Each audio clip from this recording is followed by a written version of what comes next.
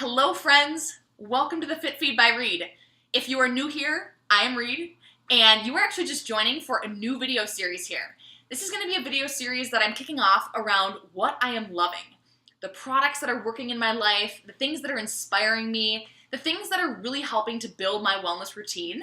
I really want to share them with you. Yeah, so I'm hoping to do this regularly, and I'll be talking about everything from products, things in the world that are helping me to stress less, eat smart, move more, and really anything else that's just making me smile and bringing happiness and joy to my life. So we're going to dive right on in. I'm going to start by talking about lyricless music. Yes, lyricless music. I am loving this. It just brings a lot of peace and calm to my day. It's not something that I listen to all the time. Don't worry, I have not given up full music for lyricless music.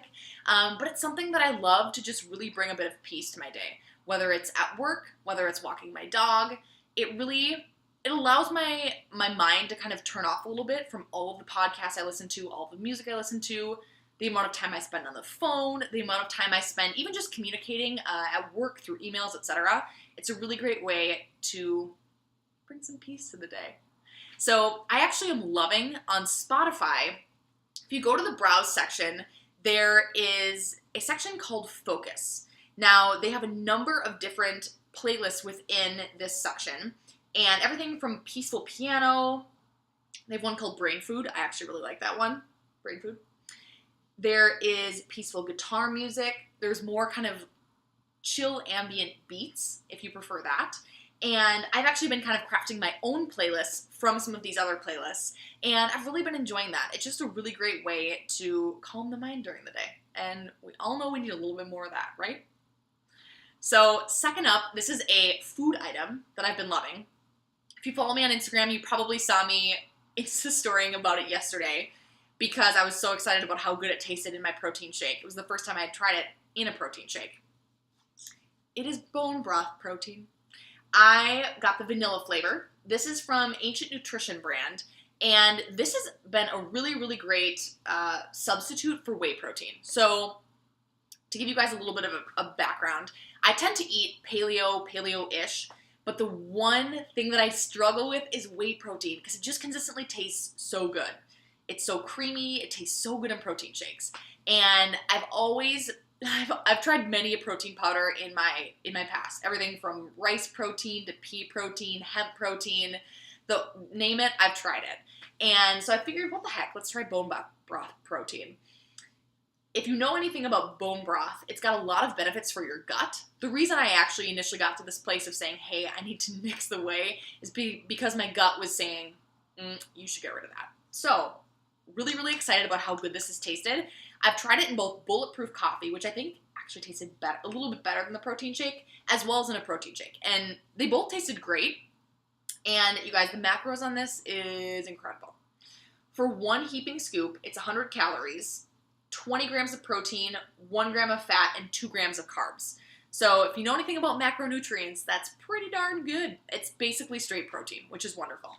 And it does some good things for your gut too. So I've been really happy with that. Third, this is something that I've been doing in my workouts recently. So I have been running more. Yes, I know, so unique, so crazy, so nouveau, right? Yeah, running more. So I know you're probably thinking, Reed, come up with something more unique. But here is the story in the background. I tend to do this every year. I run, say, it's usually a 10K, sometimes a 5K on Thanksgiving.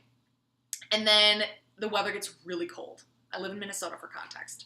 The weather gets really, really cold, and I don't really like lacing up my sneakers when it's below 30 degrees and running outside. Not a big fan of it. So I tend to take a break from running. All my regular workouts are the same as they normally are. I'm still lifting regularly. I'm still doing cardio regularly, still doing mobility regularly, all the same things, but I usually just am not running as much. Even at CrossFit, we're not doing workouts that include running. So I'm just not doing that as much, or really at all, actually. So for some reason, I got this itch that I needed to scratch about 2 weeks ago that I really wanted to get on a treadmill and run, just like 2 miles.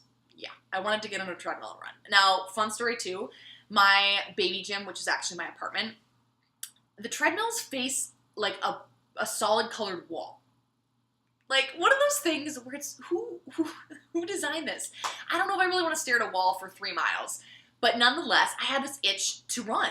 So I just ran a couple miles, and it kind of like started started me back on the running bandwagon. So I've been doing, say, a mile before I work out, so I'll do it just as a warm-up. And it actually finally now we're getting a little bit of warm weather outside, so I've gotten to do a couple warm weather runs outdoors, which has been amazing. Even just being able to walk the lake with my dog is like incredible. But I've been loving running. It's one of those things where if any of you know the feeling of being in a season of running and then a season of not running, you can tell the difference in the way that your muscles feel after you get back into running.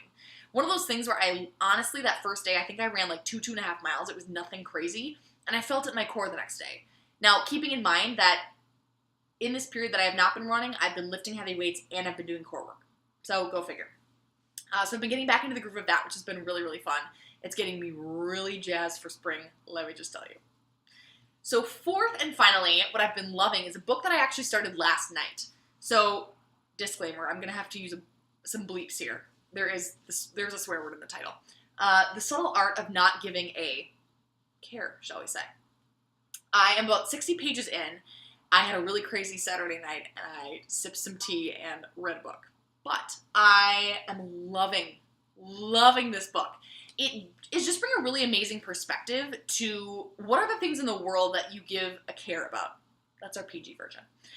It's really gotten me thinking on a lot of things just from my past experience, even just looking forward to my future and where do I want to be putting my energy and my efforts and the things that I care to be building and growing in my life. There's a lot of things in the world that we can give a care about, right? A lot of things.